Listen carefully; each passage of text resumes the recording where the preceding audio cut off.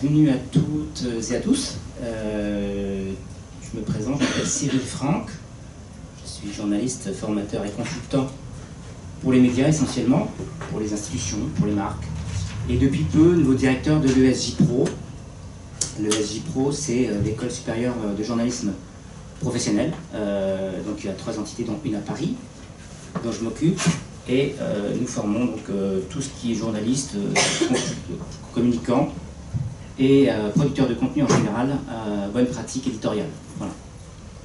Alors aujourd'hui, maintenant je vais vous parler de la newsletter sous l'angle purement éditorial. C'est vraiment 5 clés éditoriales pour réussir sa newsletter. Donc, il ne s'agira pas de parler de questions techniques, quel logiciel utiliser, ou comment bien nettoyer son code, comment bien diffuser. Ça, c'est l'objet d'autres formations que je fais aussi. Mais bon, le temps nous étant compté, il faut beaucoup plus de temps pour aborder tous ces points. J'ai préféré me concentrer sur la partie purement éditoriale qui va pas mal nous occuper, en fait, déjà. Alors, on a une petite introduction quand même pour expliquer les points que je vais développer en 3e partie. La 3e partie, c'est vraiment la réponse à la question et à la promesse. Les 5 clés éditoriales pour réussir sa newsletter. Mais avant ça, il faut déjà comprendre, ou en tout cas positionner le contexte et l'intérêt de faire des newsletters déjà. Donc rapidement, je dresse un panorama très rapide. C'est la puissance de l'email. C'est devenu l'activité dominante en ligne. Alors, on a longtemps imaginé que les réseaux sociaux, quelquefois on nous avait dit, les réseaux sociaux vont tuer l'email, les gens ne communiquent plus comme ça. Et en définitive, c'est faux. N'ont jamais autant utilisé l'email qu'aujourd'hui, et notamment grâce à ce petit outil-là. Nous sommes une majorité à utiliser, le mobile, le smartphone, a redonné énormément de puissance et d'intérêt à l'email, puisqu'on peut le consulter en mobilité, donc ça va étendre le temps de consultation qui était autrefois réservé au PC, et puis aussi grâce à la simplicité, l'utilisation l'amélioration des boîtes mail, etc. Aujourd'hui, 98% des internautes sont utilisateurs d'email. Et en moyenne, ils reçoivent 2,2 adresses email par personne. Il y a même 60% des utilisateurs, des internautes qui sont des gros utilisateurs, qui sont fans, des enthousiastes, comme le dit le syndicat national de la communication directe, dans son rapport, le dernier que j'ai eu entre les mains. C'est-à-dire qu'en fait, il y a quand même beaucoup de gens qui continuent d'utiliser, et même qui sont complètement accros. Malgré le spam et malgré toutes ces difficultés qu'on a tous à trier le bon grain de livret, on reste quand même des gros utilisateurs d'email. Qui dans la salle utilise bien sûr les emails tous les jours. Voilà, c'est 90%, peut-être 1 ou 2 personnes qui se cachent. Alors le profil type du fan de l'email, celui qui utilise beaucoup, c'est ça, c'est 38 ans, relativement équilibré entre hommes et femmes, un peu plus de femmes. Ils sont également des gros utilisateurs d'appareils mobiles. Donc, je vous ai dit, il y a un rapport direct entre l'utilisation des newsletters, de l'email en général, et du mobile. Et ils y passent 4,5 heures quotidiennement. Ils passent 4,5 heures quotidiennement en ligne. Donc c'est vraiment des heavy users, comme on dit, des gros utilisateurs d'Internet en général. Ils sont aussi des gros utilisateurs de réseaux sociaux. C'est là qu'on voit qu'il n'y a pas duplication, c'est les deux, c'est pas l'un ou l'autre, c'est à la fois les réseaux et l'email. Donc il y a aussi d'autres formations qui consistent à bien diffuser, à bien s'exprimer sur les réseaux. C'est évidemment complémentaire d'une démarche d'email, d'emailing et de newsletter en particulier. C'est aussi comme le chiffre le montre, 96% achètent beaucoup en ligne. Voilà, c'est des gens qui sont des internautes aguerris, principalement, plutôt CSP+, généralement, et gros utilisateurs d'Internet en général. Donc la newsletter ne pose même plus de questions. Si vous vraiment voulez être efficace en termes de marketing, de diffusion, c'est vraiment une arme qu'il ne faut pas du tout négliger. Et je dirais même, c'est l'une des principales armes. Les taux de clics, les taux de lecture sont beaucoup plus élevés que ce qu'on peut avoir sur les réseaux sociaux. Et c'est très important de ne pas négliger ce canal de diffusion.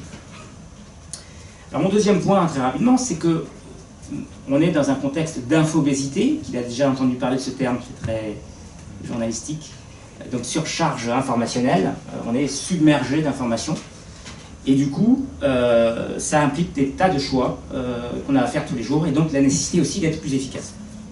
Alors voilà, c'est ce genre d'infographie aussi qui circule beaucoup tous les ans sur les réseaux sociaux. On a droit à la mise à jour du nombre de messages qu'on reçoit quotidiennement en moyenne, qui sont publiés quotidiennement sur les réseaux, et c'est assez vertigineux.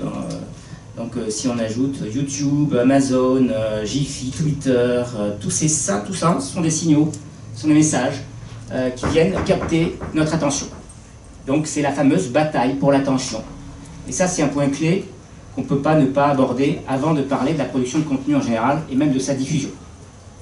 Donc la bataille pour l'attention, ça veut dire qu'on est en concurrence avec tout à la fois. Tout se retrouve sur votre smartphone, mais aussi à domicile, on est en concurrence avec plusieurs supports. Les utilisateurs consultent 2, 3, 4 supports simultanément.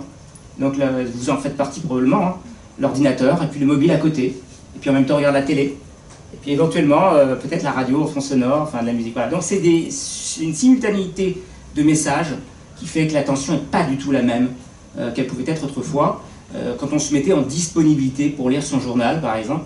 Voilà, donc c'est un fait qui est lié à l'explosion du numérique, mais aussi à la multiplication de l'offre à tous les niveaux dans la production de contenu. Et ce qui résume le mieux peut-être cette sollicitation constante, c'est les notifications que vous recevez en permanence. C'est-à-dire que non seulement l'attention est compliquée quand on regarde quelque chose, mais elle est permanente. Via les notifications, on est sans arrêt sollicité pour voir des choses, activer un clic, etc. Donc là mon point, c'est pour dire que dans ce contexte d'infobésité, de surcharge d'informations, il faut être efficace. Et certes, on a des moyens plus faciles pour accéder à la diffusion, à la production de contenu. Aujourd'hui, ouvrir un WordPress, ça ne coûte pas grand-chose. On a des moyens plus faciles pour illustrer. On n'est pas obligé de s'abonner à des grosses bases très chères comme Corbis autrefois. Donc l'accès à la diffusion, à la production et à la diffusion est plus simple, mais du coup, eh bien, seuls les meilleurs se feront entendre. Et donc la nécessité d'être efficace, elle s'impose déjà en amont sur ce qu'on va voir tout à l'heure sur la production, la conception de la newsletter. La bataille pour l'attention, cette étude m'avait... Justement, c'est amusant parce que je n'avais pas fait le lien. C'est une étude de Microsoft Canada qui disait que l'attention soutenue moyenne, le temps d'attention soutenue moyen, était passé de 12 secondes à 8 secondes en 2013, en 10 ans. En 13 ans, on a perdu un temps d'attention moyen soutenu au contenu. Alors ça montre la souplesse du cerveau, parce que finalement, face au déluge d'informations, on est plus efficace. Passe moins de temps sur chacun d'entre eux. On met les choses en concurrence. Et en même temps, le revers de la médaille, ça veut dire qu'il y a aussi beaucoup de snacking. Hein, on lit en superficialité les contenus, on ne va pas forcément dans la profondeur. Et du coup, c'est pas forcément quelque chose qui nous apporte c'est pas vraiment une consommation qui nous apporte forcément quelque chose. Voilà, donc verre à moitié vide ou à moitié plein. En tout cas, c'est une réalité, vous le constatez aussi vous-même. Vous êtes obligé de faire des choix, des arbitrages permanents pour savoir est-ce que j'y vais ou est-ce que j'y vais pas sur ce contenu. J'ai l'habitude de dire aux journalistes, ce propos je le tiens régulièrement par rapport à toute la production de contenu, qu'il s'agisse d'écrire un article, un titre, chapeau. Vous êtes au bord de l'autoroute, il y a des automobilistes qui passent et vous avez un truc à leur dire. Donc il faut être efficace. C'est pas ça. Il y a un truc sympa, ça va t'intéresser. Ça marche pas. Ça marche pas du tout. Par contre, si vous dites moins 50% de réduction sur les chaussures, peut-être, et on revient. C'est-à-dire qu'on a dit très rapidement le message, le plus vite possible. Et ça, c'est ce qu'on appelle vraiment l'art de la titraille. Être efficace le plus vite possible. On va voir que c'est un des ingrédients, mais il y en a d'autres. Et alors quand je dis que vous êtes sur le bord de l'autoroute, en fait, on est des centaines sur le bord de l'autoroute à faire le même travail. Donc en plus, ça se complique. Hein. Ça devient compliqué. Le temps d'attention, le temps pour convaincre, il est de 0,3 secondes. Dans certaines études, alors je n'ai pas remis la source ici, 0,3 secondes, c'est à peu près le temps qu'il faut pour savoir est-ce que j'y vais, est-ce que j'y vais pas. Alors on le voit sur les études de eye tracking, qui connaît le terme de eye tracking, oculométrie en bon français. Donc on va regarder des zones d'une page, on va regarder où se pose le regard d'un groupe de personnes testées. Il y avait des zones chaudes et des zones froides. Donc quand on regarde les études de eye tracking, on se rend compte que les gens lisent en diagonale, hein, évidemment, pour balayer rapidement la page, pour savoir si elle correspond à son besoin. Et dès qu'on a trouvé quelque chose qui correspond à son besoin, qui nous attire, notamment un mot-clé fort, ça c'est du SEO, c'est la base du SEO, du référencement naturel, alors on va lire un peu plus dans la profondeur, c'est-à-dire on a un balayage vertical et horizontal, ce qui fait qu'on a cet effet de Z ou de F que connaissent bien les utilisateurs de ces documents de eye tracking. Voilà, donc le message il est clair, il faut frapper vite et fort. Vous admirez la superbe illustration en Creative Commons qui donc nous oblige à être efficace. Alors, est-ce que mon introduction est dans les temps? Oui, on est là. Je vous propose maintenant d'entrer dans le vif du sujet, puisque ce que j'ai fait dans cette introduction, c'est le contraire de ce que je vous dis de faire, en fait. Mais c'est pour vous donner du sens. C'est-à-dire que si on ne vous explique pas pourquoi il faut faire les choses, c'est toujours plus compliqué ensuite de les mettre en place. Donc effectivement, la première chose, c'est de comprendre pourquoi on a nécessité d'être efficace et de quelle manière on va l'être. Je vais vous en parler un petit peu. Donc la première chose, elle est basique, elle est classique, elle n'a pas vocation à être révolutionnaire, hein, c'est de trouver un positionnement éditorial original et pertinent. Original ne suffit pas, il faut être pertinent aussi. Ça veut dire quoi? Ça veut dire avant tout rendre service. Rendre service à l'utilisateur, au lecteur, au client final, au prospect. Et là, sur cette question de rendre service, en matière de contenu, j'ai distingué 4 grandes catégories de services. Et vous pouvez les appliquer à tous les contenus que vous produisez. La première grande catégorie, vous savez, ça, je me suis inspiré des 4 P du marketing mix. Qui connaît les 4 P du marketing mix? Ceux qui ont fait du marketing, évidemment. Donc les 4 P du marketing mix, c'est alors si ceux qui est-ce que vous en souvenez? Et promotion. Voilà. Prix, enfin produit, prix, place, promotion. Donc c'est les 4 ingrédients dont on a besoin et qu'on va arbitrer sur un budget pour déterminer le lancement d'un produit. Si je lance l'iPhone, quelle est la part consacrée au produit? Eh ben, elle va être énorme parce que c'est l'innovation. Je ne sais pas, au départ, ça va être peut-être 70-80% du budget. La promotion, finalement, pas besoin de promotion, le produit se fait la promotion tout seul, on va descendre 5%, 10%. Voilà, vous avez compris le truc. Et après, la distribution va devenir plus ou moins importante. Évidemment, pour les produits Microsoft, par exemple, puisqu'on est dans l'entre de Microsoft, la stratégie de Microsoft sur ces produits était vraiment le contraire de celle d'Apple, c'est mettre un maximum sur la distribution, un peu moins sur le produit. Vous voyez la différence.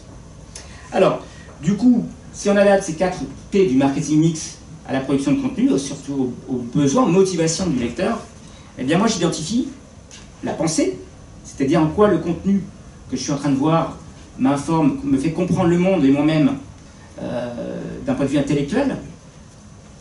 Le pratique, service pratique. Souvent quand on parle de service, on nous dit c'est pratique. Ben non, le service il est global. Il y a beaucoup plus de choses que je mets derrière le mot service.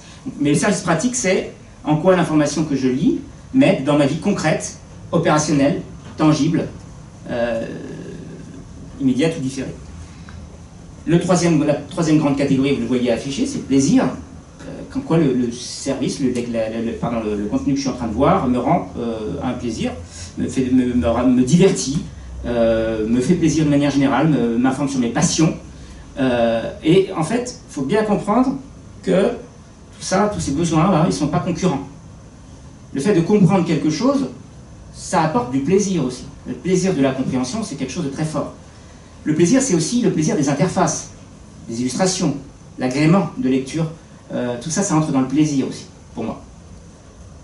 Et donc, il n'y a pas juste le people, le loisir, le divertissement d'un côté, et puis tout le reste. Non, non, le plaisir, il peut être aussi un des ingrédients importants dans les contenus que vous produisez. Et enfin, évidemment, le partage, je le mets au centre. Parce que tous ces contenus, quand ils sont bons et à un niveau suffisant, alors ils servent à nous socialiser. Ils nous aident à nous socialiser. Parce qu'on les partage. Un contenu utile, on va l'envoyer à ses amis, à ses parents, à sa famille. Un contenu drôle, pareil, etc., etc. Donc, là, vraiment, la fonction sociale, hein, c'est les médias, l'information en général sert beaucoup, et pour moi, essentiellement, à se socialiser. C'était la fameuse, le journal servait à ça. C'est pour ça qu'il y avait un rapport direct entre la fréquentation des cafés, des lieux de socialisation, et la lecture des journaux. Il y a toujours un journal encore aujourd'hui dans les cafés, dans les bars, pour cette raison. C'est l'endroit où on se socialise, donc il faut alimenter la conversation. On a besoin de carburant social. Ce carburant social, eh ben, c'est l'information, en général.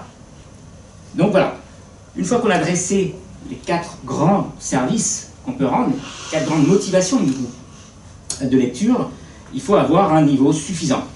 Et peut-être, après, une recette différente entre tous ces éléments. Je vais vous en donner quelques-uns, quelques-unes, quelques exemples. Juste pour citer Ezra Klein, donc le rédacteur en chef de Vox.com, 22 millions de vues par mois, visiteurs uniques par mois. Donc, Vox, vous savez, vous connaissez tous. Qui connaît Vox? Non. Gros titre canadien, je crois. Je me fiche de savoir si ma newsletter crée du trafic sur mon site, je me soucie juste de savoir si elle sert bien ceux qui la lisent. Voilà, c'est ce que je viens de dire. Et ça sera déjà très important. Alors après, évidemment, quand il dit « je me fiche de savoir », non, derrière, il veut quand même que ça fonctionne. Mais disons que dans son objectif primaire, d'abord, est-ce que je rends service? Et évidemment, derrière, il espère bien que ça se traduira en monnaie sonnante et trébuchante. Ou en tout cas, en trafic. Alors, je vais vous donner des exemples maintenant de ce que j'appelle des contenus, un positionnement différent et pertinent. Vous connaissez peut-être Time to Sign Off, TTSO. Qui connaît TTSO? C'est donc une newsletter assez parisienne, hein, on va dire, assez geek, assez pointue, qui fonctionne sur le registre. Vous voyez, je vous ai mis l'équilibre dans la recette de ce qu'il y a dedans. Il y a beaucoup de social, parce que l'information qu'on va voir, ça sert à faire le malin à la machine à café. En gros, c'est pour faire le malin. Ah, tu savais pas que machin? En fait, c'est juste en surface, hein. On n'a pas beaucoup de profondeur, mais on a suffisamment de biscuits pour alimenter la conversation et faire le malin, quoi. Donc c'est vraiment une fonction sociale, pratique aussi parce qu'il y a pas mal de placements de produits, de promotions sur des choses de produits. Donc là, il y a cet aspect vraiment pratique. Du divertissement parce que le ton, on va en reparler tout à l'heure, est drôle et décalé. Rien que le nom, hein, time to sign off, il est temps de se déconnecter. C'est vraiment l'antithèse de ce qu'on fait. Donc c'est vraiment un espèce de pied de côté. Le nom est assez bien trouvé. Après, ça fait très parisien, très geek et très américain. Mais ça fonctionne bien. Et puis un peu de pensée quand même, parce que au passage, on donne un peu d'informations intéressantes, des choses qu'on ne savait pas. On s'enrichit d'informations de curiosité par la bande, l'air de rien. Comme ça. Donc c'est une newsletter qui fonctionne très bien. Elle est originale et elle est pertinente par rapport à un public donné, qui doit effectivement être quand même assez instruit, assez parisien, enfin très urbain en tout cas, et comment dirais-je, un petit peu décalé, quoi. Ils ont lancé le Time to Sign Off Philo, je ne sais pas si vous avez vu ça, qui est exceptionnel aussi, où là on a le décryptage mais de l'actualité sous un angle philosophique. Très très très très malin. Pareil, pour toucher à peu près les mêmes cibles. Et plus, alors là pour le coup évidemment on sera sur un ingrédient pensée qui va être beaucoup plus important. Et c'est-à-dire que le rapport entre la pensée et le social va être inversé. C'est intéressant parce que justement, vous voyez qu'ici c'est un peu un de leurs points faibles. Enfin faible si on peut dire. En tout cas, l'ingrédient, la recette marche bien. Et c'est aussi ça qui fait, j'en parlerai peut-être tout à l'heure, mais une recette, elle n'est pas fixe. Avant de trouver la bonne recette, on va tester des choses, on va vérifier, on va changer le dosage, les ingrédients, et puis on va regarder ce qui a le meilleur goût pour le public qu'on vise. En fait, ce qui marche le mieux. Voilà, donc un exemple de sujet de curiosité pour faire le malin, comme je dis. Donc voilà, il y a une petite synthèse de ce que Yuval Harari, l'auteur de Sapiens, qui a lu Sapiens. Ah, c'est toujours les mêmes. Hein. C'est fou parce qu'en gros, ça veut dire qu'ils ont bien tapé. Ceux qui lisent la newsletter de TTSO sont aussi ceux qui ont lu Sapiens. Ils sont vraiment très forts. Là, voilà, c'est un petit résumé de cet auteur à succès qui a écrit ce livre avec une énorme diffusion, qui va vraiment dans tous les univers de l'anthropologie, la sociologie, la philosophie, de l'écologie et de la futurologie dans son dernier ouvrage. Je vous passe la lecture du texte, mais grosso modo, c'est un point d'intérêt, de curiosité sur son dernier ouvrage. Autre exemple que je trouve remarquable, Brief Me. Qui connaît Brief Me? Waouh, ça va faire plaisir alors Mauriac, je lui dirai. Donc, ceux qui ne le connaissent pas, c'est donc un rattrapage d'actualité essentiellement, et avec un côté décryptage d'actualité. Donc c'est vraiment l'info, pas forcément pour les nuls, mais pour les pressés. Et, excusez-moi, ma mère, Donc c'est un rattrapage d'actualité assez efficace et qui est très très bien fait. Alors c'est amusant parce que Brief.me a réussi là où j'ai échoué. J'avais créé en 2013 un site qui s'appelait Quoi.info, l'actualité pour les nuls. C'était un site web à vocation vraiment pédagogique par questions-réponses. Les internautes posaient des questions puis on leur répondait sous forme d'articles synthétiques, simples, autant que faire se peut, et ludiques. Et finalement, nous on avait des fans, hein, c'était pas nombreux, quelques-uns, on est arrivé jusqu'à 300-400 000 visiteurs uniques par mois. Mais bon, le problème c'était surtout le business model derrière, puisque l'audience se cassant la figure, comme tous les autres, on s'est cassé la figure sur le business model. Là où réussit Brief.me, c'est qu'en retrouvant cet ingrédient qu'on avait, cette intuition qu'on avait, qui est la même, de ce besoin des gens de retrouver l'actualité expliquée, mais en même temps rapidement, et en même temps pas en prenant les gens pour des imbéciles, et en vendant cette newsletter, il en a fait un business qui aujourd'hui n'est pas loin d'être rentable après sa 5e année d'existence. Il repose sur quoi le business? Comment? Et il repose sur quoi le business? Sur l'abonnement. Juste abonnement. C'est de l'abonnement, pur et simple. Et donc la newsletter, elle est très agréable parce qu'elle est très dépouillée, hein, elle est très fonctionnelle. Il n'y a pas de pub, il n'y a pas de trucs qui clignotent. Je crois que je vais être obligé de l'éteindre. Bref, entre guillemets, c'est vraiment le dosage là, vous voyez, il est beaucoup plus sur la pensée, l'explication du monde et de soi-même. Le social, évidemment, puisque ces deux sont liés. Quand on sait des choses, quand on maîtrise des concepts, quand on est malin, eh bien, on se socialise mieux, parce qu'on a des ingrédients, on a des choses à dire. Et puis, le pratique est un peu plus faible. Il y a parfois des questions pratiques, par exemple, combien allez-vous payer sur votre feuille, combien allez-vous gagner sur votre feuille d'impôt lors de la prochaine réforme, ou des informations pratiques de l'information même, ou la baisse, l'augmentation du prix du gaz, pourquoi. Il y a à la fois l'info pratique qui est de combien elle va être augmentée, et combien vous allez payer vous, puis aussi l'info après d'explication, de pensée qui est pourquoi est-ce qu'il augmente, nom de Zeus, depuis 10 ans. Ça commence à faire beaucoup maintenant. Bref, donc vous voyez, il y a cet ingrédient, moi je l'ai représenté comme ça, sous forme de dosage, pour vous montrer la recette, elle est très variée, et à vous de trouver la vôtre, entre guillemets. Mais en tout cas, de penser à chaque fois quel service je mets derrière quel contenu. Et pas rester, ça c'est vraiment un grand danger des newsletters, c'est on parle du point de vue de celui qui le diffuse. Soit parce qu'on veut faire plaisir à celui qui vous l'a commandé, hein, le directeur, le responsable, qui veut qu'on parle absolument de ce sujet qui est stratégique pour lui, mais qui n'intéresse pas la cible de destination. Soit parce qu'on y a passé beaucoup de temps. Ah, tu te rends compte, on a passé 2 heures à faire ce sujet, il faut vraiment que tu le mettes dans la newsletter. Mais non, si le sujet est raté, il ne faut pas le mettre dans la newsletter. C'est tant pis, il faut faire mieux la prochaine fois. Mais voilà, c'est un combat permanent pour faire comprendre que le principal intérêt des newsletters, c'est d'être efficace, donc de rendre service.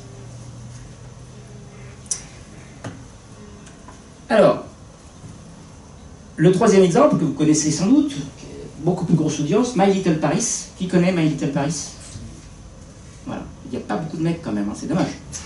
Non, si je plaisante. Effectivement, My Little Paris a une beaucoup plus grosse audience. Donc vous connaissez la recette, hein, ça fonctionne beaucoup pour le coup sur du pratique, parce qu'il y a beaucoup de shopping, de promotion, de découverte de lieux, etc. Mais c'est mélangé de façon intéressante avec du contenu, et surtout, on va en reparler tout à l'heure, avec un ton intéressant. Le divertissement, c'est le ton, c'est l'agrément, c'est les illustrations qui sont jolies, qui sont typiques. Ils ont fait un effort énorme de positionnement sur le type d'illustration qui est toujours le même et qui est très facilement reconnaissable. Donc un effet de marque qui est très fort sur My Little Paris, sur le fait d'avoir toujours le même type d'illustration, au trait, hein, très épuré, et avec un petit côté décalé, humoristique, mais humoristique politiquement correct, quoi. On n'est pas sur la satire, on n'est pas sur... c'est jamais agressif, c'est toujours pour fédérer et non pas pour diviser.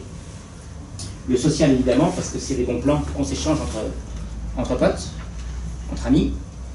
Et la pensée, un petit peu moins, parce que c'est pas l'objet. On est plus sur du loisir, du lifestyle, comme on dit, que sur l'explication du monde, ou de soi-même. Mais il y a peut-être aussi, je ne suis pas un fervent adepte de My Little Paris, il y a peut-être parfois des sujets de psychologie, ce genre de choses comme ça, pour mieux se comprendre. C'est vraiment un des ingrédients majeurs du succès de la presse féminine depuis toujours. Et puis de la presse en général, psychologie. Alors, deuxième point, c'est adopter un ton original et engageant. Et là, vous avez senti un filigrane les différents points. Je vais revenir sur ces 3 exemples. Je ne vais pas m'étendre sur 15 newsletters, parce que ce qui est important, c'est de comprendre le mécanisme. Ce sera toujours le même. Time to sign off, c'est vraiment l'éditorialisation qui est très intéressante. Ils ont créé des rubriques qui sont ancrées dans l'actualité. Si vous avez passé la journée à ne rien faire.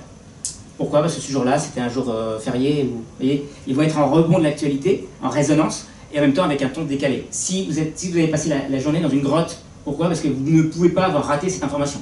Donc la première partie, elle est sur le rattrapage de l'actu, donc on vous rappelle les faits principaux. Et puis, vous voyez que le ton était assez rigolo, décalé. C'est écrit simplement, comme on dirait les choses à un pote. Voilà. Attends, faut que tu sais pas ce qui s'est passé, tac, tac, tac, tac, tac. Vraiment, on parle, on évite le côté descendant de l'information qui écarte beaucoup de lecteurs de la presse en général. My Little Paris, bah, c'est le ton est proche mais pas familier. Il y a toujours de belles photos, des illustrations jolies et drôles, comme je l'ai dit tout à l'heure. Ça, c'est vraiment le ton qui est créé à la fois sur la manière de parler, encore une fois comme à une copine. Un petit déjeuner qui débute, ah j'arrive pas à lire, je suis numéro, un petit déjeuner qui déboîte, servi dans un ancien atelier de gravure, voilà, qui déboîte. On est sur un ton très, très léger, très familier, enfin, pas familier, mais décalé. Un podcast qui va vous scotcher plus que la meilleure série Netflix, un spritz qui se dandine sous un verre d'hiver, sur une verrière d'hiver, alors je suis fatigué. Leur point commun, ils se savourent encore mieux aujourd'hui quand le ciel est gris. Ensuite, vous les trouverez ici.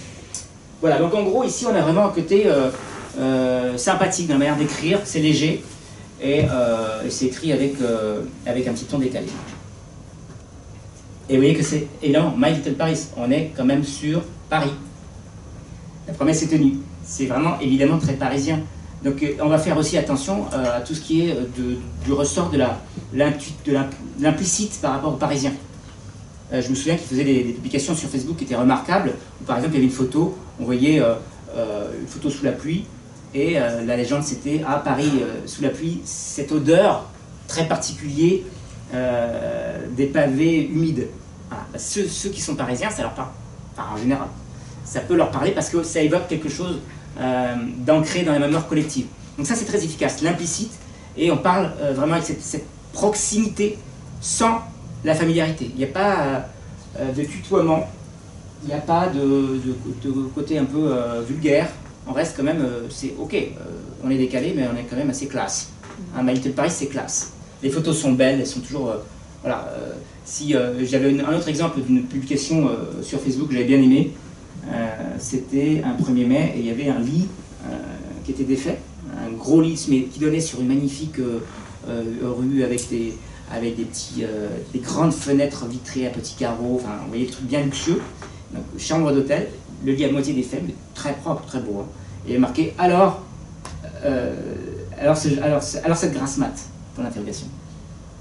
Et là on était dans le raccourci.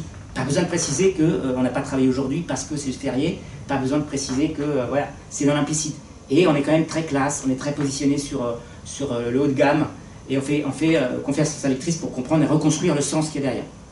Alors ces ingrédients-là, c'est vraiment du ton, et c'est à vous de trouver le vôtre pour émerger dans la multitude. Parce que si vous parlez comme tout le monde, eh ben, vous n'émergerez pas. Le troisième point clé pour moi, c'est la sélection et la concision. Alors je vérifie où j'en suis de... Oh là là, du coup il faut que j'accélère un peu. Non, ça va. Faire pour adapter la sélection et la concision. Donc encore une fois, je reprends l'exemple de Brief Me.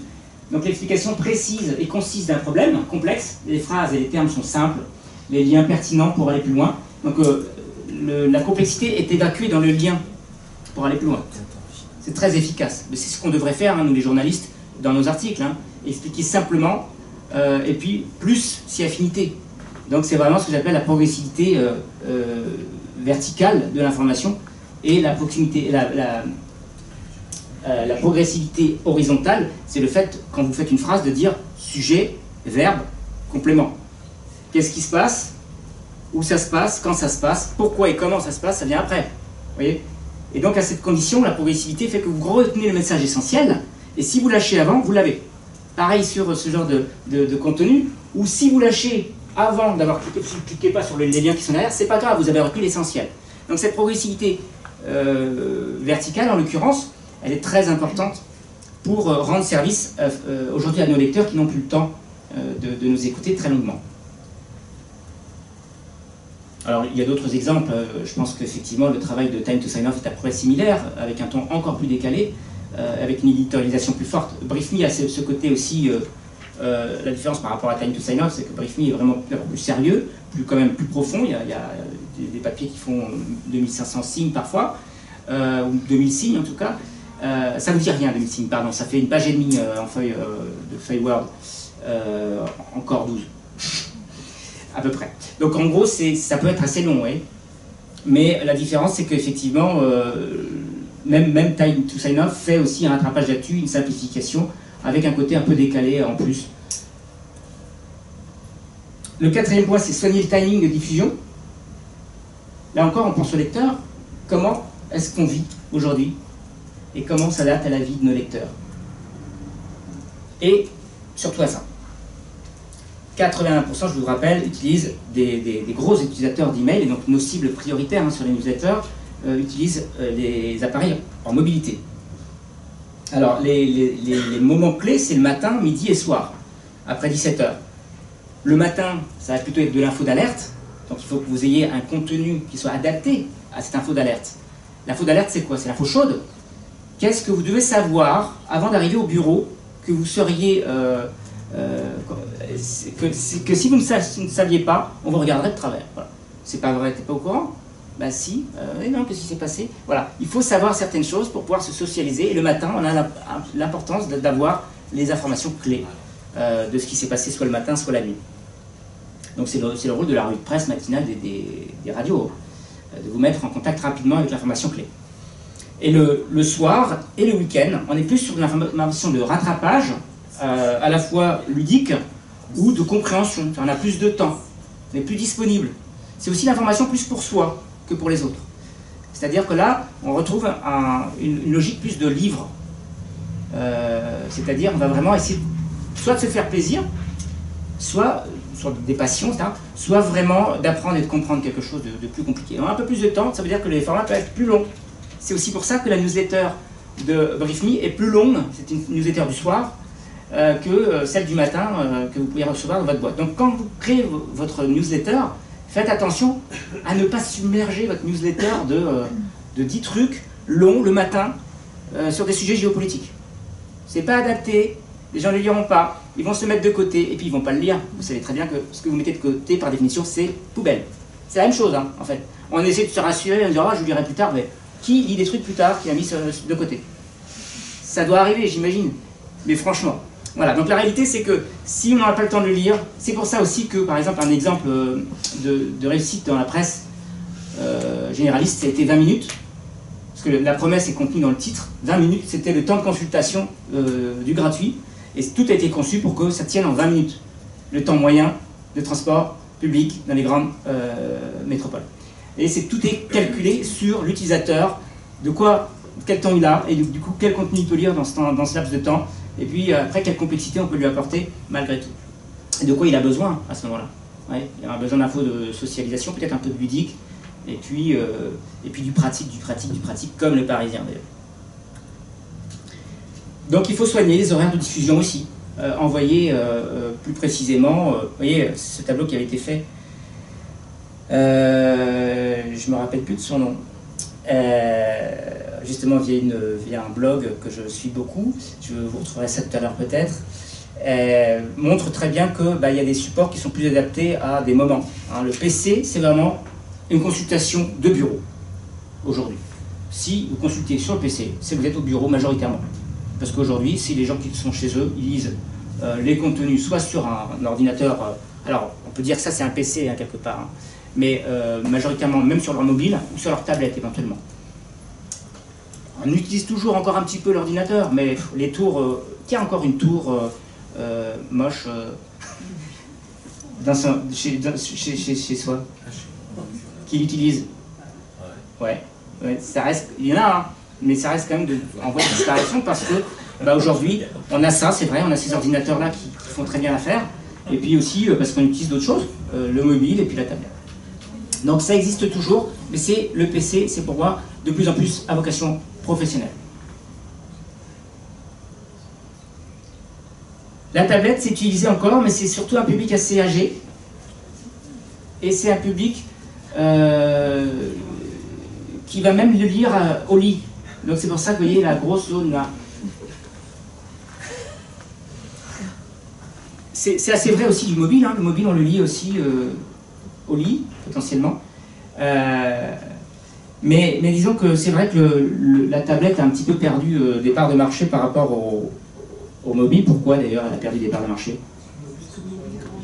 Pardon? Les mobiles se sont agrandis. Oui, c'est vrai. Les mobiles se sont agrandis. Le responsive. Il y a un frein majeur à la tablette. Ouais. En fait, la tablette, si vous réfléchissez bien, c'est pas mobile, en France en tout cas. Il n'y a pas d'accès, oui, il n'y a pas d'accès à 4G, enfin sauf les dernières qui coûtent un bras, ou si vous mettez un truc par-dessus, mais la plupart en fait elles sont en Wi-Fi. Donc en fait, malgré le terme de mobile, pour moi c'est un abus de langage, parce que c'est pas mobile. La tablette, bon, on peut l'utiliser effectivement aussi, c'est mon cas, hein. J'ai utilisé longtemps avant d'avoir ça. J'ai utilisé longtemps pour prendre des notes, ou, voilà, dans les transports justement, mais c'était pas du mobile, enfin voilà, c'était pas Internet, c'était pas associé à Internet. Donc les gens ont vite compris que, bah ouais super, mais si j'ai pas Internet, ça m'intéresse moins. Donc on a vu la part de marché à la fois à cause des tailles des téléphones qui ont augmenté, mais aussi de la non-mobilité intrinsèque des tablettes. On a vu les parts de marché de la tablette chuter, et ça continue de chuter. Alors le dernier point, avant peut-être de passer aux questions, réponses, j'espère, si j'ai des réponses à vous donner, c'est de soigner les objets dans les emails. L'objet, c'est votre titre, c'est aussi votre ambassadeur. Si l'objet n'est pas clair, s'il n'est pas accrocheur, vous ne serez pas lu. Vous ne serez pas vu, et donc vous serez jeté poubelle. Donc un exemple d'objet efficace par rapport, encore une fois, à la promesse et au produit qu'il y a derrière, c'est celui de Brief Me, qui choisit de mettre un maximum de sujets le plus succinctement parlant, et bien sûr les sujets les plus forts du jour, pour dire voilà de quoi on va parler aujourd'hui. C'est pas retrouver notre newsletter, hein, ou la newsletter du 25 septembre. C'est accord en Syrie, réforme de l'État, prévoir la perte de son smartphone. Vous voyez, le côté pratique est là. Et vous voyez que dans les sujets qu'ils ont choisis, on a politique internationale, politique française et pratique. Il y a aussi un panachage des besoins pour pouvoir toucher le plus de monde possible. Donc à la fois les sujets les plus forts, mais aussi un panachage de besoins différents. On n'a pas fait que d'international, quoi. Sachant que l'international, c'est quand même, bon, le sujet un peu le plus dur à vendre, mais en même temps, les gens qui s'abonnent à Brief Me, c'est ça qu'ils veulent. C'est cette cible-là d'instruire des gens qui veulent comprendre plus de choses, qui vont rechercher la profondeur. Donc il faut bien sûr en tenir compte. Alors Brief Me a aussi lancé un Brief Me Echo, vous connaissez? Qui est très très bien fait aussi, et que je recommande vivement, parce que là on a finalement l'angle économique nous explique beaucoup de choses. Testez-la. Alors ensuite, les objets, donc c'est vraiment ce qu'il va y avoir dans votre newsletter, hein, l'objet de la newsletter, c'est le titre de votre newsletter. Quand c'est court avec un teasing et avec une forte promesse, voilà, My Little Paris, ce livre est une pure pépite. Promis, ça va vous simplifier la vie. We can read 5 of our best. Donc là, c'est vraiment le New York Times. Eux, ils peuvent se permettre de faire un truc que j'évite. Genre, nos 5 meilleures actus. Oui, on peut faire ça. Quand on est une marque forte, établie, on peut dire, on a repéré nos 5 meilleurs sujets. Mais ça reste, quand on a vraiment une marque forte, sinon, il vaut mieux carrément choisir 3 sujets parmi les 5. Vous voyez ce que je veux dire? Parce que là, on va quand même être plus précis, plus incitatif que si simplement on vous dit, ici, il y a 5 sujets qui vont vraiment être géniaux. Ouais, ok, mais il n'y a rien qui m'accroche. Donc, promis, ça va vous simplifier la vie. La promesse est forte, hein. Comme son nom l'indique, promis, ça va vous simplifier la vie. Il faut vraiment derrière pouvoir tenir cette promesse. Ne survendez pas. Ça marche une fois, 2 fois. Puis à un moment donné, la personne elle s'est fait avoir, newsletter, des abonnements. Ou simplement, je ne lis pas, je ne l'ouvre plus. Alors ensuite, il y a ça, le cours avec une seule info forte. On va choisir une info et on met le paquet. Affaire, Hanouna, TF1 va saisir le CSA. Alors là, c'est le petit robot qui s'appelle Flint. Qui connaît Flint? Ah, ça va faire plaisir à Benoît Raphaël. Donc Flint, vous savez, c'est des petits robots qui vont chercher, que vous paramétrez pour aller faire votre veille personnalisée. Donc vous éduquez votre robot avec des thèmes que vous allez choisir, des mots-clés, etc. Et plus vous l'habituez, et plus il va être pertinent. Je suis arrivé à la fin de ma présentation, je crois que je ne suis pas très loin non plus. Donc ici, c'est pertinent par rapport à moi. Hein. Ça ne veut pas dire forcément que ça intéresse tout le monde. Enfin, en l'occurrence, ça m'intéresse moyen, mais c'est vrai que comme je suis dans les médias, que je suis dans ce secteur-là, il a considéré que c'était intéressant pour moi. Mais dans le titrage, on a juste voilà, un sujet. Le fait de faire des objets courts, vous voyez, c'est un autre atout, c'est que ça se distingue de beaucoup d'autres objets qui sont très longs. Vous voyez, donc c'est une stratégie d'émergence, pas visuelle aussi. Un repas de chef pour 4 €, My Little Paris lance sa food school, promis ça va vous simplifier la vie. Ça fait globalement hein, des objets qui sont plus courts, donc en gras, sur beaucoup de lecteurs de mail, hein, de clients mail. Et donc ça veut dire qu'ici on va émerger plus facilement que là. Après il faut que ça se justifie par le propos. Hein. C'est pas une règle absolue. Et surtout ne survendez pas. Ne survendez pas. Les mauvais exemples. C'est parti. Ouais, c'est parti. Mais alors si on lit pas ce qu'il y a en gris clair, pensez ça. Hein. C'est pas parce que vous avez c'est comme les titres sur les articles. Hein. Moi je m'échine à dire mais ok, ton info elle est dans le chapeau. Mais tu as déjà perdu 50% des lecteurs, voire plus, parce que ton titre n'est pas assez clair ni assez vendeur. Donc, il faut que cette partie qui est en gras, c'est-à-dire vraiment l'objet, soit efficace. Amour, Loire et Forêt, ça parle de quoi? On ne sait pas. Espresso News du 27 septembre 2018, ben voilà, c'est ce que je vous disais tout à l'heure. Si vous avez ça tous les jours, toutes les semaines, au bout d'un moment, on n'en peut plus, quoi. C'est juste ultra lassant. Donc attention à ne pas faire ça. Attention aussi, bien sûr, aux envois massifs. Wow, on envoie 5 à la fois. Ou la périodicité, c'est très important aussi. Hein. Il faut être régulier dans la périodicité, tenir la périodicité, pas en faire trop, mais éventuellement vraiment votre récurrence, le même jour, tous les mois, toutes les semaines. Et voilà. Donc, j'essaierai de mettre à disposition la présentation. Vous avez des questions, je suis à votre disposition.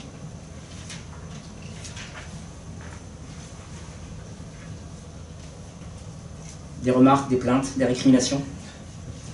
Non, moi, une petite remarque ouais, sur le côté, il faut être original, proche des gens, un peu sympa, un peu drôle. Après, on a un peu du mal, enfin, personnellement, à avoir ça dans nos professions, de ramener ça, et puis effectivement, le fait que tout le monde va faire un peu ce type de contenu. Enfin, j'ai du mal à attirer des... Oui, alors c'est une des recettes, c'est pas que la recette, parce que dans l'autre cas de Polyphony, par exemple, ils font pas ça. Ouais, et ça marche aussi. Il faut être cohérent par rapport à sa cible.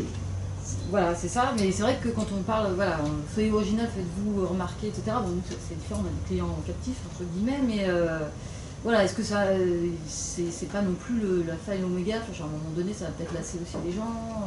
Bah, ça dépend comment c'est fait. Comment on continue à se distinguer sans forcément être... voilà, d'abord, c'est vraiment des curseurs, c'est vrai, c'est une bonne question, c'est une bonne remarque. Hein, ce qu'il faut absolument être original, décalé, sympa, c'est une vraie question. D'abord, il faut que ça soit cohérent par rapport au produit. Donc, si vous avez un produit très sérieux à destination du B2B, sur les sites industriels, les sites... Enfin, évidemment qu'on ne va pas aller forcément sur un ton très décalé. Par contre, ce qu'on peut faire, évidemment, si ça s'y prête, c'est essayer d'expliquer les choses simplement. Rien que ça, c'est déjà énorme. Les choses simplement, avec des mots simples, un vocabulaire accessible, en fonction de la cible, encore une fois, tout n'est pas univoque. Et puis, l'originalité, ça passe peut-être aussi par un travail sur le rubricage. Plutôt que les lunes d'aujourd'hui, ouais, c'est peut-être juste dans le nommage, ce que vous ne pouvez pas rater aujourd'hui. Et ça, c'est pas particulièrement décalé, c'est juste un tout petit peu à côté. Il y a un degré différent de ce qu'on met derrière le mot originalité et décalé. Hein. C'est un curseur qu'il ne faut pas tirer trop d'un côté ou de l'autre, ça dépend de votre public, ça dépend de vos cibles. Mais effectivement, la leçon, en termes de ton quand même, c'est de se dire, bah, ne soyez pas trop descendant, ne regardez pas votre utilisateur de très très haut en disant, avec des acronymes que vous seuls connaissez. Vous voyez, il y a ce côté vraiment proximité par rapport au type. Alors je donne aussi je fais aussi genre de consulting sur des entreprises en intra, en communication interne. Donc le premier truc que je prends, c'est des articles internes et je les montre.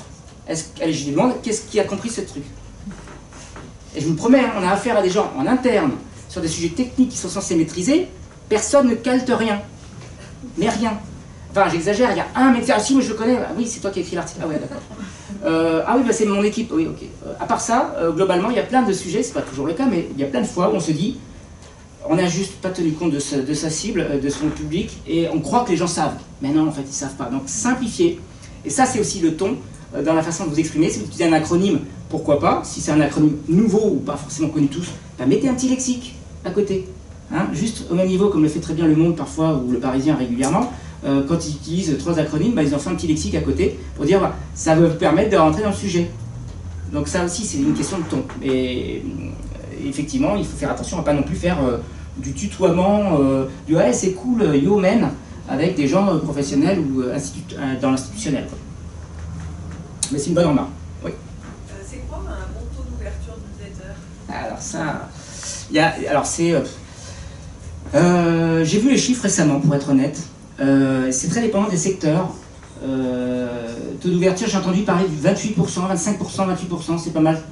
Après, BriefMe, ils ont un taux beaucoup plus élevé parce que c'est une newsletter payante, donc ça change tout. Il y en a qui peuvent être plus élevés en fonction des... C'est une information que j'ai notée parce que j'ai vu une conférence à Nantes sur ce sujet. Là, c'est vraiment les aspects purement techniques. Après, il y a le taux d'ouverture et le taux de clic. Et vous perdez la moitié à chaque fois, à peu près. Donc, il faut regarder le taux de clic final. 28-30%, c'est des bons taux d'ouverture. Je sais, j'ai discuté avec un camarade là, qui est sur une newsletter de Mieux vivre votre argent, sur du pratique. Ils ont plus de 50% de taux d'ouverture et un taux de clic qui est proche de 15%, 15-20%, c'est bien.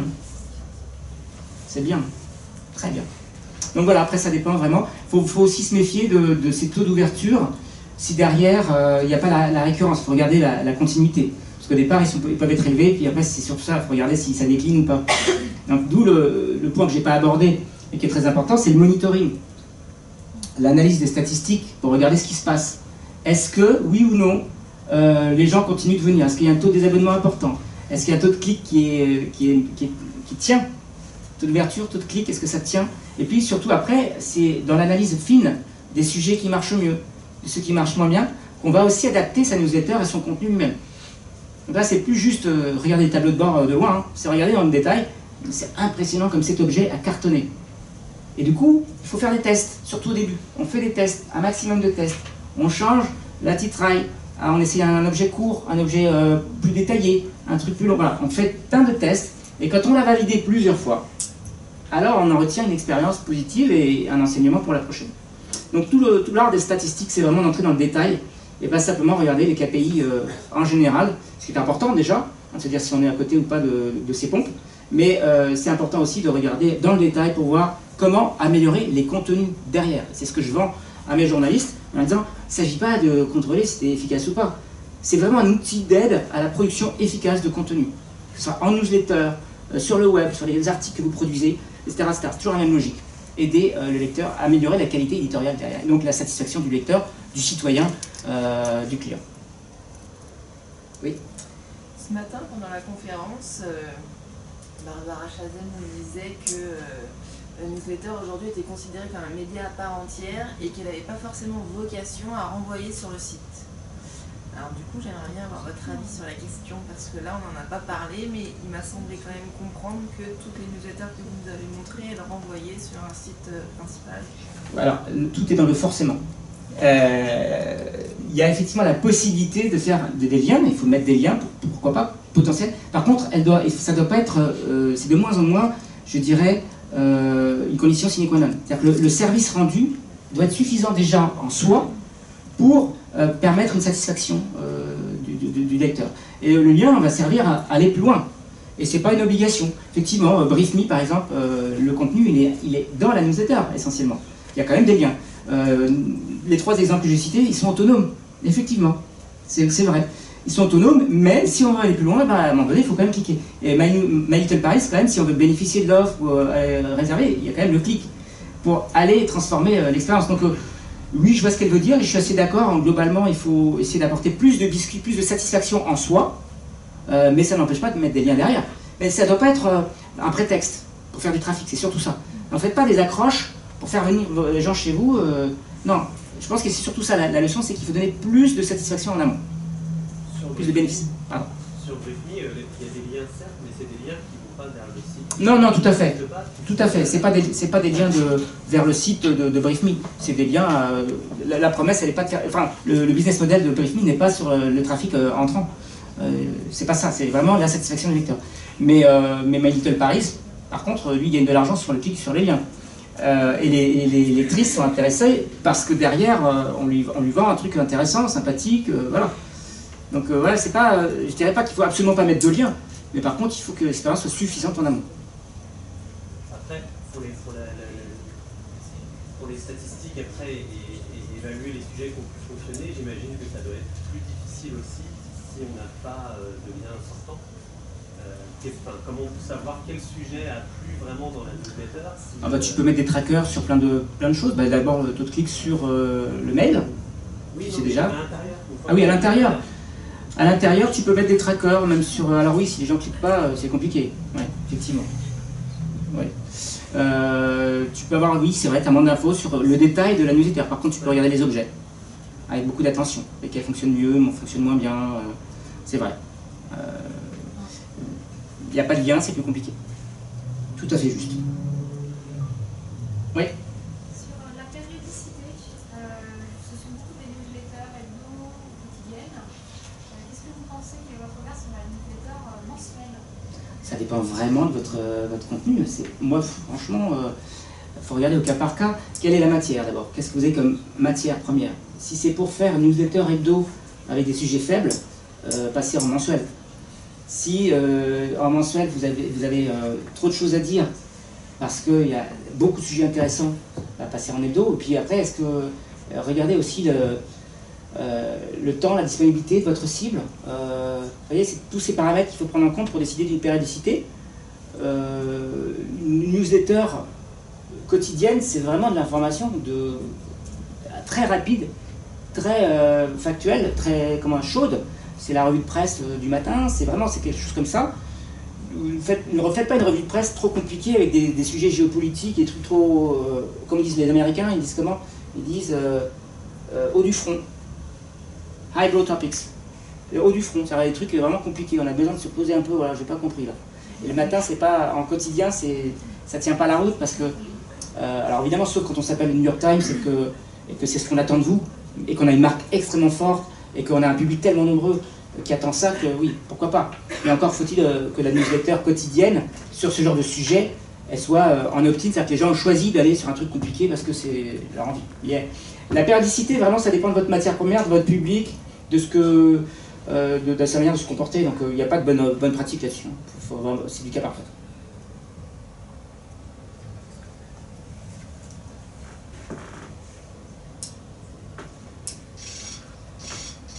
Ah là là, qu'est-ce que j'ai fait?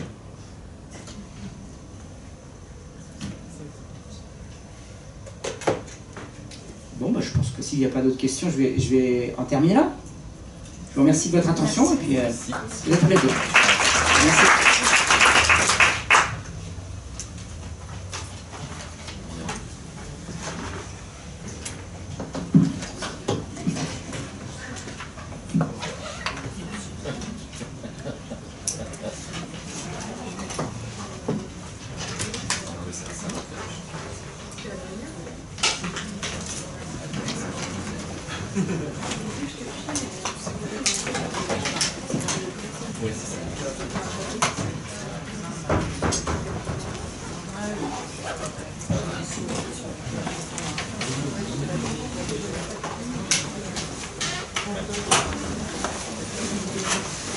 Vous étiez à Nantes, Oui, ouais.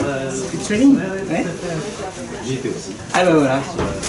C'est bien, vous avez une approche complémentaire. Ouais, c'est ça, exactement. J'y suis allé en me disant peut-être je vais prendre un truc pour m'en servir pour ma conf, et en fait non, mais du coup c'est très bien.